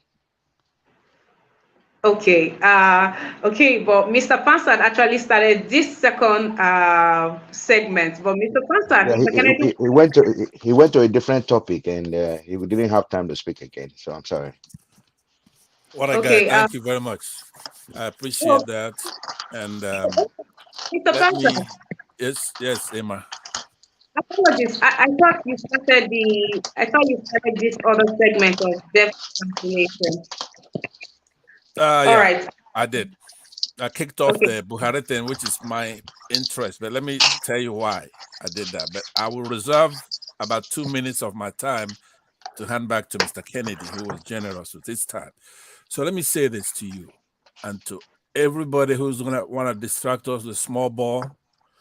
What Buhari did today when he was talking about debt forgiveness and all that, fine. But the major news out of that United Nations is that he's pledged that he's going to have a peaceful, clean election. That's supposed to be headline, read all about it in Nigeria, on this platform, anywhere we are. Because even if his cabal doesn't do it, what it says to me is the mindset of this man, whether he's borrowed money and using it for the right thing. That's not the worst crime you can accuse Buhari of, because when you legitimize Buhari by trying to treat him like a real president, then you don't get it. Buhari is not a real president. He's not somebody you judge by his economic activities. He has zero virtue, zero. So let's not legitimize him, but let's look at his state of mind. He wants to fuck Tinubu after Tinubu helped him. So we benefit from it, but don't forget that what he's trying to do is actually evil. What he's trying to do is evil. Somebody's making noise. I don't know whose mic is open. I really don't like to be interrupted. I'm trying to say something real quick. I'm saying you. Please, gentlemen, please do well to put your mic on mute if you're not speaking, please. Yeah, Okay. Let me land on this, because what I'm saying to you is that Buhari has massacred a lot of our citizens. Just because election is coming and he called back his dogs, let's not try to talk about Buhari not, borrowing money or getting forgiveness and all that. That's garbage. He needs to go. ASUU and anybody else who is out there protesting, going to the courts on a civil matter, yeah, you that's self-interest. Go ahead and do that, whatever you do. But I don't care what you're doing. Because when Buhari went to Zaria in 2015 and massacred hundreds, if not 1,000 of our citizens, you should go on strike. You should have protested that. We don't have a government. We have a killer machine.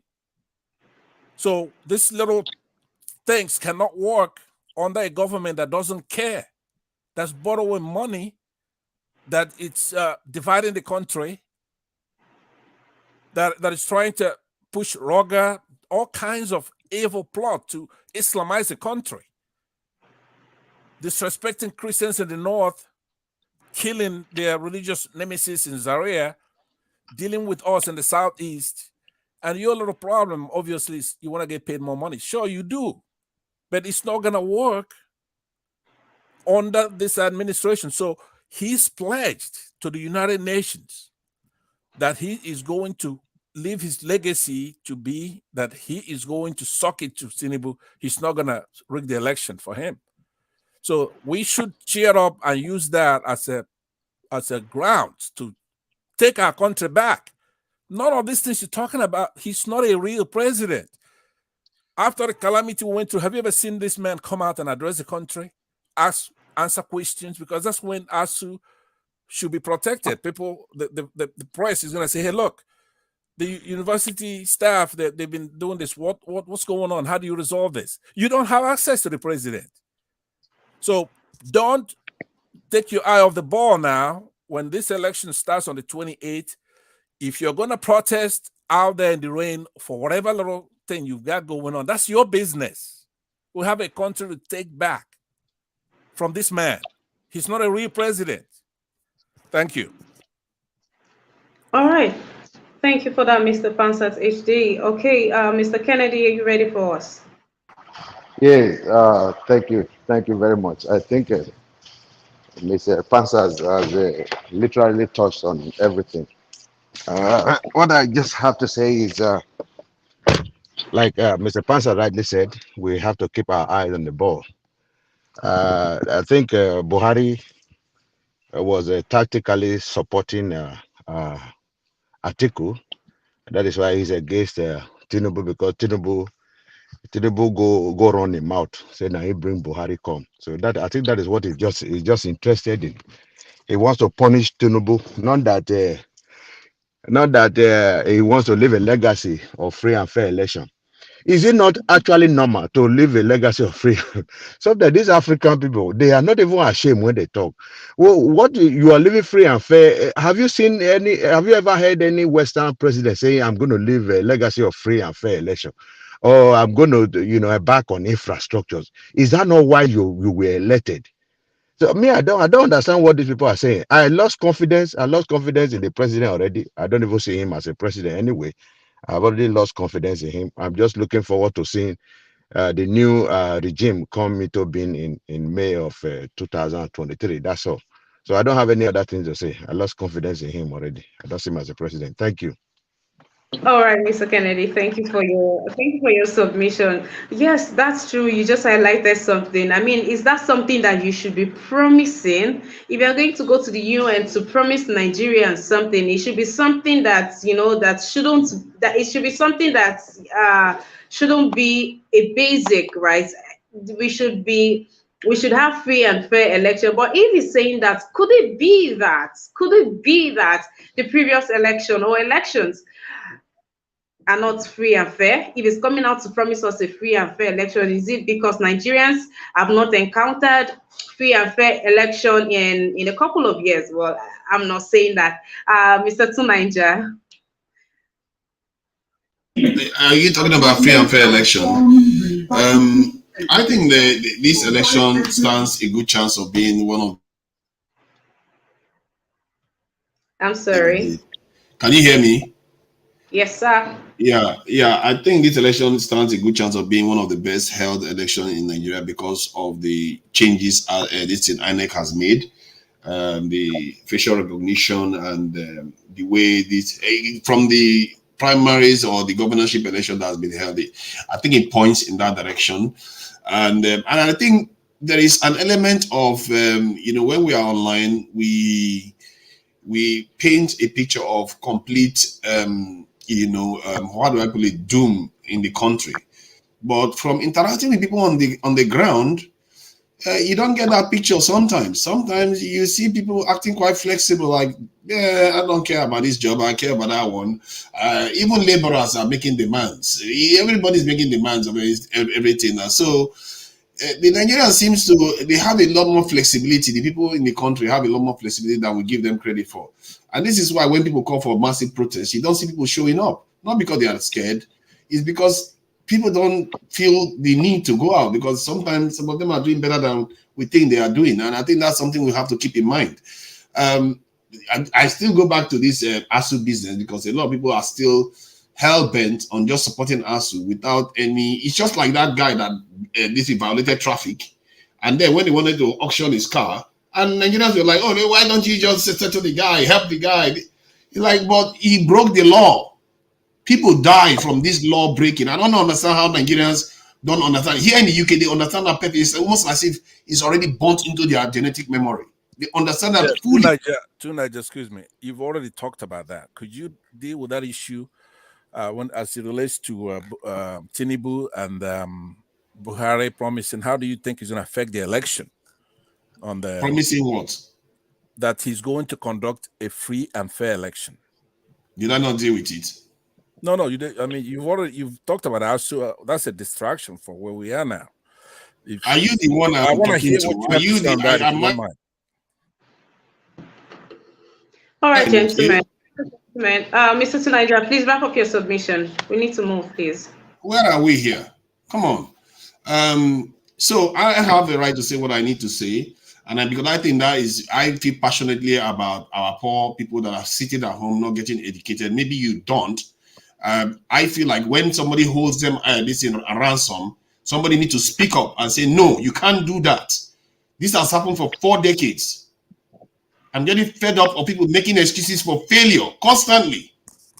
And we expect this to change. Things will never change in that country. If people like you sit there, keep making excuses for failure. Hold on. To Niger, if you're going to show apathy or sympathy or whatever, you can't say that just the students are your concern. I don't want to join issues with you on this, but the point is that the university staff have to be paid. Their right to demand their payment is not from the Constitution. It's not, the government do not have anything over them. They're citizens. There are labor laws, there are all kinds of laws that give them the right to protest. And but that is not really my issue. So, but what I'm saying is that you dealt with that at length, and you spoke for a long time. Can you leave it? Can you leave it? I think you are just, if you don't like what you're hearing, then you can close your ears and or mute your mic. I was actually appealing to you because I was interested on what's your take on how, if there's a fair election in the country where the president doesn't use his powers to rig an election. If he really, because that will solve the ASUU thing. If we have a good government, it ties in. The 70% of our society, that government is what takes care of it. There's somebody who will be there, and they won't let this fester for so long. These people have been on strike for so long, like you said.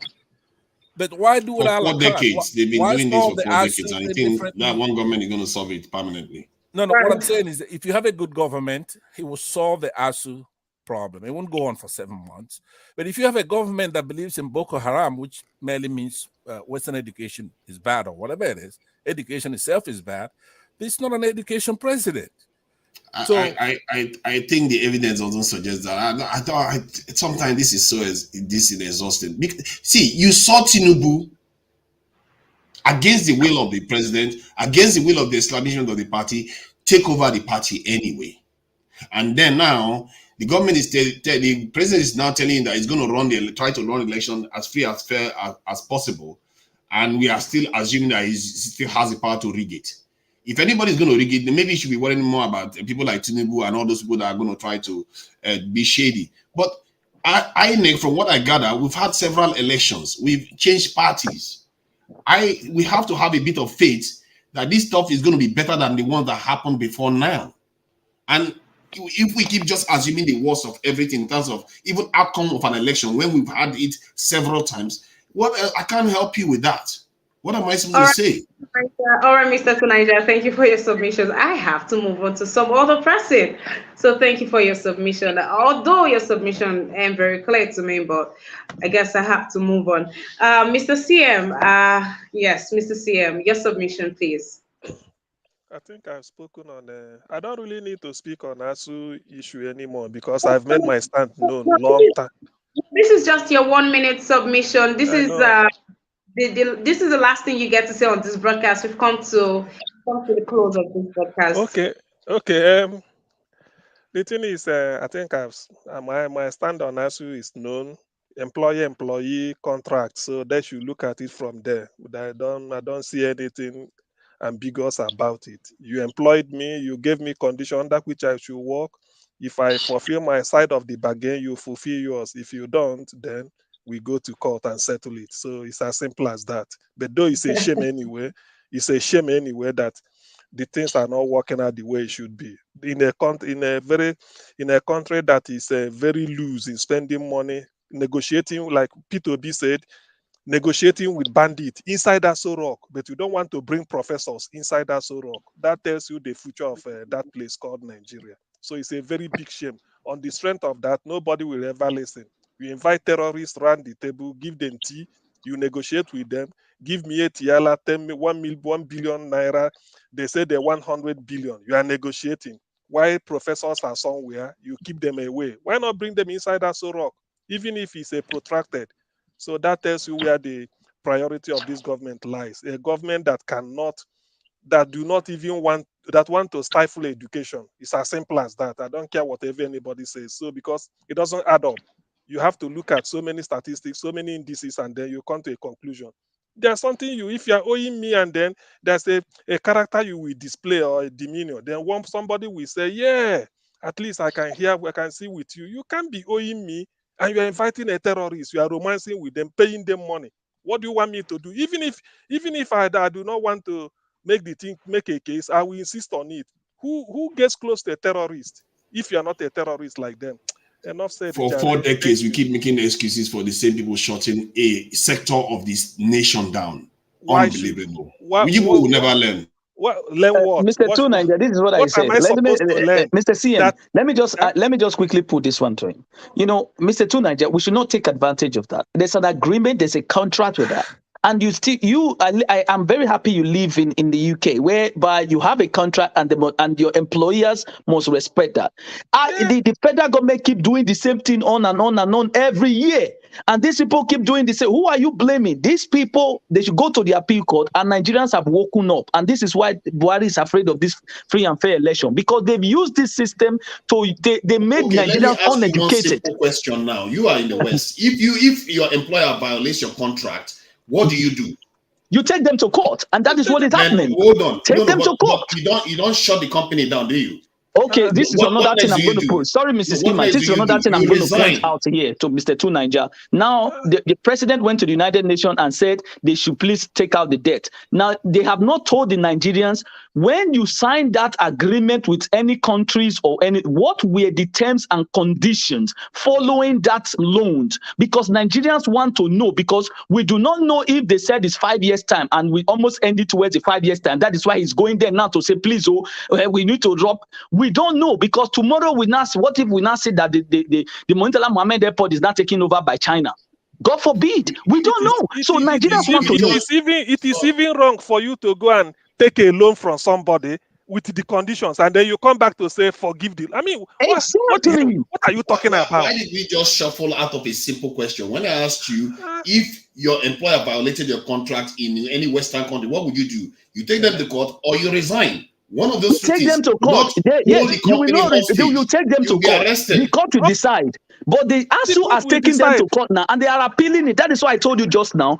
They have not appealed it, which is they have the right to appeal. Let them go to the appeal court, and the appeal court will see to the matter.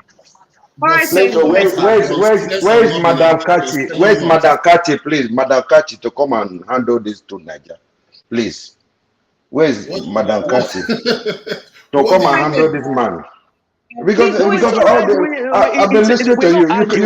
You can't just have it all. No. We're not arguing. We're just arguing to let Nigerians understand. Because allow Ima to be in charge, please. It's getting too much. Please.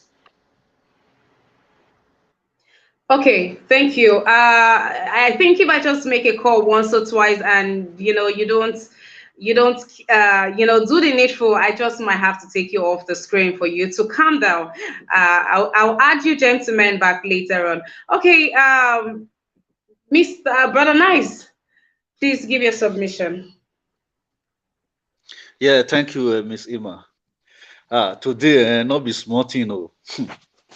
You want to try the fourth and back. So, but this to Niger, I don't really understand this submission. Since this guy has been contributing this platform, it will not. If we start, it will not. I will not understand where it start from. It will end. You will not understand where it's going. It's to Niger. This might have two face. I was even waiting for him to be here, so I will ask him. Is still behaving like Buhari? The same time we'll be telling yes, at the same time we'll be saying no, So it's very complicated. I know that he has his right to his opinion, but his own is causing a lot of confusion in platform. You understand? Right, nice. If I want to ask him now, this what is it? This is a court that said the ASUU should go back to school. Why can't that same court order Buhari to resolve this issue with ASUU? If that institution does not belong to APC and PDP, that's a court. If they're not working for Buhari, why can't they be fair? Why can't they tell Buhari or federal government, resolve this issue with ASUU? Why will you just tell them that they should go back to this thing without telling the government what to do? It's just one-sided judgment. That is what I see from there. All right. That is the executive. I'm telling you, this Buhari executive, they have already sidelined all the whole institution in Nigeria. All the institutions dance to their own decision, but they don't stand for the decision for the justice for the common man. They don't stand. The common man will don't get justice in Nigeria. So I will just leave it there, my sister. All right, Brother Nice. Thank you. Thank you for being on this broadcast. Thank you to each and every one of you for being on this broadcast. And if you are just joining in, you're not too late. You can always watch the replay. But do also like this broadcast, share, invite someone onto the broadcast, and turn on your notification bell. And I hope you have subscribed to our YouTube channel. Right now would be a good time to do so, guys. Come into the comment section to the right. There's a $sign, guys. Show some love, please. It costs a lot to run this broadcast, especially when you just have to run a seamless one. You just have to go put in some work and go an extra mile. So guys, please do want to support us. Now, this is a big shout out to Vine Maxwell, Boluaga. Thank you so very much. To Niger, thank you for being here. Tony South, thank you. And of course, James Morgan, thank you for being here. Thank you also to Larry. Hi, Larry. How you doing? And I have Kingsley here. Hi, Kingsley. Uche, how you doing? Samuel Olaka. Have I not missed you? Thank you for being here. Pansat HD. I am pleased to have you on the broadcast. Johnson Emmanuel, thank you. Ostra Nelson, thank you. Chima Obi, thank you for being here. Jaja, I will not mention everybody's name, right? Elizabeth, thank you. Olim, thank you. Thank you to each and every one of you. Osagovo, Mommy Diaspora, thank you so very much. Thank you for being here. I really do appreciate. All right, I have some other people who came into the studio late, but let's see how much time. Hi, Walter. How you doing, Walter? Good morning, Ma. Good morning, Walter. It's good to be on the broadcast. Good morning, my fellow panelists. I came late. But this topic, I so love it. That's why I decided to enter the room. You know what? Nigeria, ASUU going on this endless strike. As some people have the opinion that ASUU must go back. Some people say ASUU must stand on their strike. The truth be said, like somebody just said earlier on, that if you have a contract and the employer, you didn't pay you, they take you to court and the rest. The truth be said, if ASUU goes back, it will continue. This thing has been lingering for so long. And the implication of this has to going back by the court, say has to go back. If has to go back to that, I bet you, if you take statistics of the health sector, our doctors and nurses that has fled Nigeria, you will not be happy with this decision they made that ASUU must go back. Yes, ASUU must go back. If you force them to the school, I believe you, the good lecturers we have, they will go back, they will go to UK, go to Canada, go to elsewhere, because they must meet a good life for their children. Because the children of these people, these lawmakers and the president, they are not schooling here. If they really want us to go back, then let them send their children to the school. Let us, all of us, enjoy what the masses, the children of the masses are enjoying here. They go to where they pay their staff well, have good environment, have good equipment, good research. But they are subjecting these people here to what you call somebody an engineer in Nigeria cannot even fix a car. So you don't be happy that the court said they should go back. If they go back, they are making Nigeria worse, because I bet you, I know up to 50% of my friends who are teachers, lecturers, they will just make their way and travel abroad. They can go, but they're just being patriotic. That's why they are here. But if you don't want to give them a good condition for their life, believe you me, everybody will fled abroad, and we will not have somebody who would lecture again. That is that. And I want to say something again. Why ASUU is so stubborn? They want to see that everything is right here. It's because of what our leader Obi. I watched one of his comments and I jotted down. This reckless expenditure. If you can give lawmakers, give presidency, give all of them what they want at a due time, why can't you do that to the education sector? A lecturer cannot even collect money up to what a counselor. And as at when due, they will give them all their entitlement. But when it comes to the education, they cannot do that. So why, as a Nigerian, is that not oppression of the highest order? We are all Nigerians here. But when it comes to our own, you will give 1 billion reasons why you cannot even give us our money. But when it comes to you, before the breaks, they will just assign the money. The other time how do they call it? The palliative time, this ends their time, lockdown. They bought vehicles, billions. When they question them, why this critical time, why are you still going? They say they've signed it before lockdown. Now there's lockdown, hardship is everywhere. You cannot say, okay, let's just reason for once. This money we spend on this, our Jeep them, for all senators. Let's just take it back to use it as palliative. You won't do that. But when it comes to ASUU, some people, it pains me, some Nigerians, to really say ASUU is wicked. How? If they have the good standard school here, will anybody be traveling to abroad for schooling? Now you have Nigerians everywhere. Medical doctors, take statistics. We have the largest just between last year and this year. Nurses, everybody's trooping to UK. Why are they going? Ask yourself that question. Now you want to bring that to the education sector. I'm sorry for Nigeria. Thank you. All right, thank you for that, Walter. You know, it's always good to have you on the broadcast. Thank you for coming in. Thank you. Please, those trying to get into the studio, we have come to the close of today's broadcast. Please check in by 5 p.m. Nigerian time during the debate, as we have these topics and more to discuss today. You have enough time for submission, so please do well to join us by 5 p.m. Today, Monday, Thursday. Please, just 30 seconds. I want to ask, I have a question for Pansat. Okay, okay. Probably. Go ahead. Yeah, Pastor, this is what I want you to think. So when next we meet here, you can say about it. Is it really that Nigeria do not have the money to pay ASUU, or that they deliberately do not want to pay them? Okay, that's a different. I could take that under submission, but I would tell you right now that they do not want to pay them, and they are trying to retard education. Period. The Nigerian government has no business whatsoever in tertiary institutions and schools. At the most, the states. But the universities should be free and they should be able to raise money from other sources and do all kinds of things. So, I mean, this is even trying to give this government Anyway, credit. let's leave it at that. I meet you in the evening. I will Sounds be good. maybe I'll Thanks, be number Emma, for one. indulging this. Thank debate. you. Thank you, Emma. Thanks, Thank you. Emma. CM. Welcome. All right. Mr. Letgo, good to have you on the broadcast. How you doing? I'm doing so good.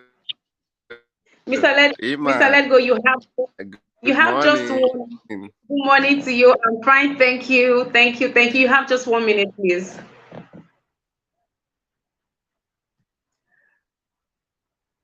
Mr. Letgo.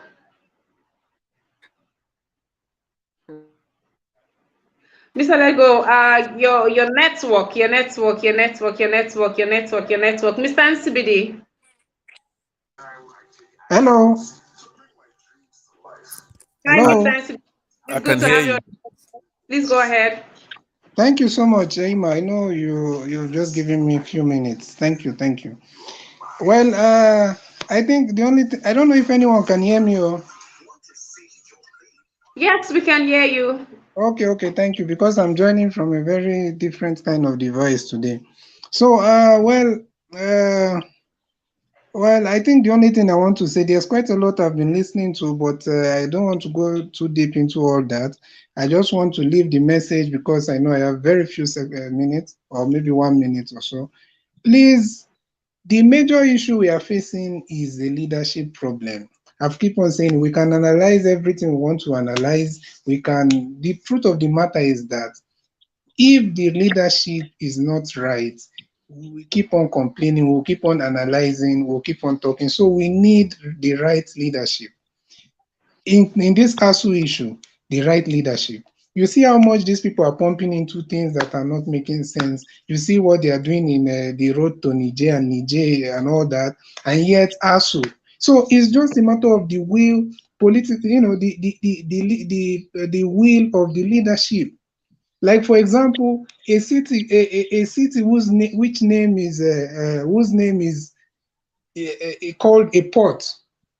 Imagine a city like that does not have a functioning port that can serve the region where it is. So it does not make any sense. Port Harcourt. Do you know Port Harcourt has the deepest part of the the deepest shoreline in what is it called in Nigeria. So the only thing I'm trying to say is that it does not make any sense. It's just about leadership. Let us make the right decisions. Let us get leaders who are ready to help and develop the country, who have the will to do this thing. That's just the simple truth. That's all I want to say for now, my sister. All right, thank you for that, Mr. NCBD, and it's good to have you on the broadcast. Thank you for being here. To my amazing panelists, thank you for being here. So let's have an understanding, right? As you guys can tell,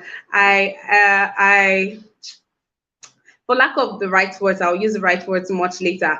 But when there's any kind of chaos on the platform, I just would do well to save myself and other people the stress of having to, raise my voice or anything. I would just, remove you temporarily when I think or feel that you are calm or you would listen, then I add you back. I really don't want to have to start using force or anything on anybody. No, we are all civil enough to know when to, have a civil conversation, right? So we could all have our submissions shared, and we should try to stop seeing someone's submission as an attack. We are all here to educate ourselves and reason together. I mean, it is our country that we are talking about. We want what's best for our country. So we are not here to attack each other.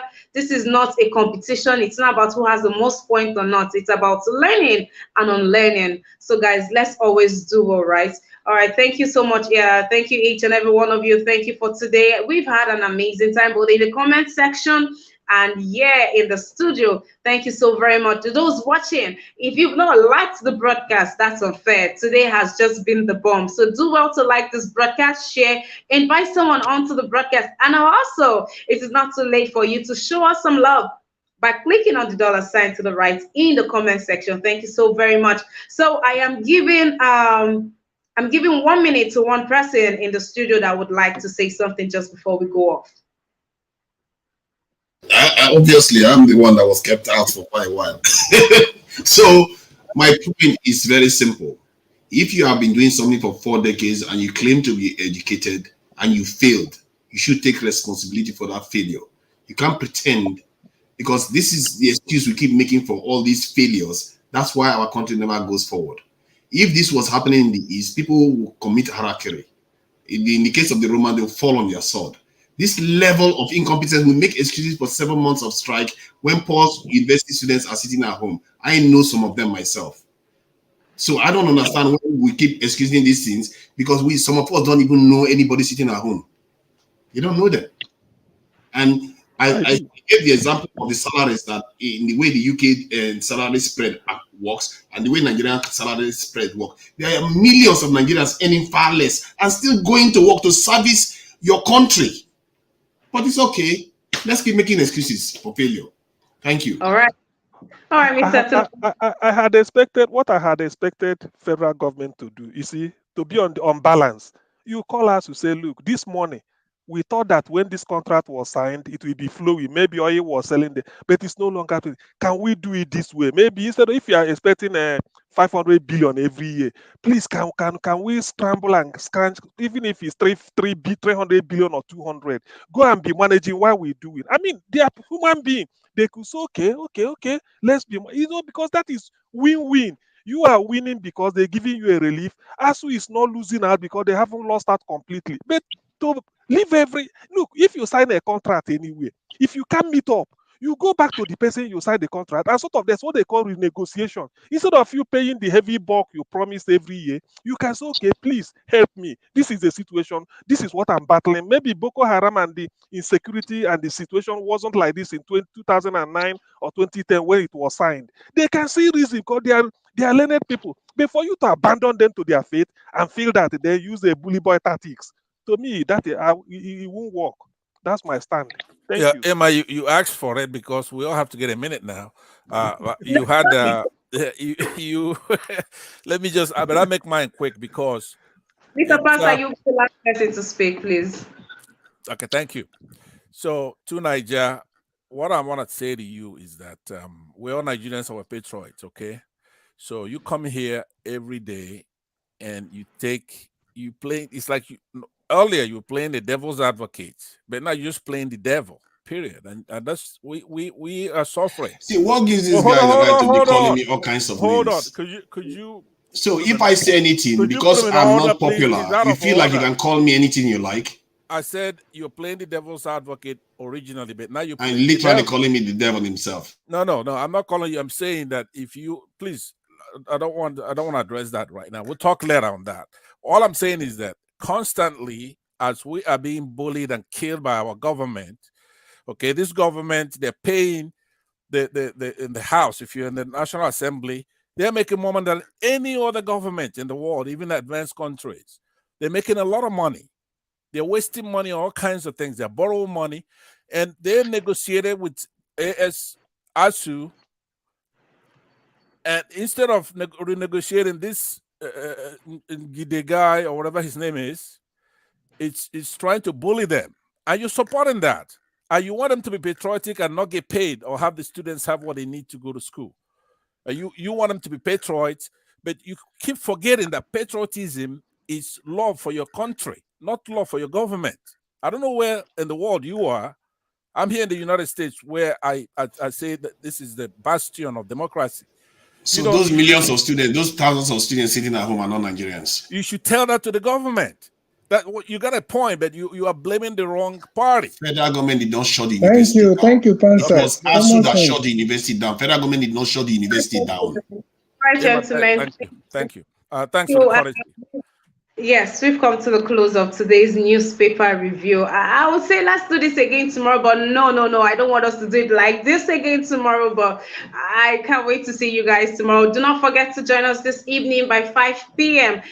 We have our discussions Mondays to Thursdays. 5 p.m. Nigerian time, and we have debates every Friday, guys. I look forward to the debates. And then we have the newspaper review Monday through to Saturday, 10 a.m. Nigerian time through to 11 a.m. It's supposed to be for just an hour, but of course, you people. And we have the chat. Who misses the chat? The chat is on for twice in a week. Yes, Mondays and Wednesdays by 1 p.m. Nigerian time. Thank you to each and every one of you. Thank you for the well wishes. Thank you for the kind words and everything. Thank you so very much. I had a good time here today, and I know that you did too. So I'll see each and every one of you tomorrow. Until then, stay well, stay safe. Please, may God help Nigeria. Bye for now.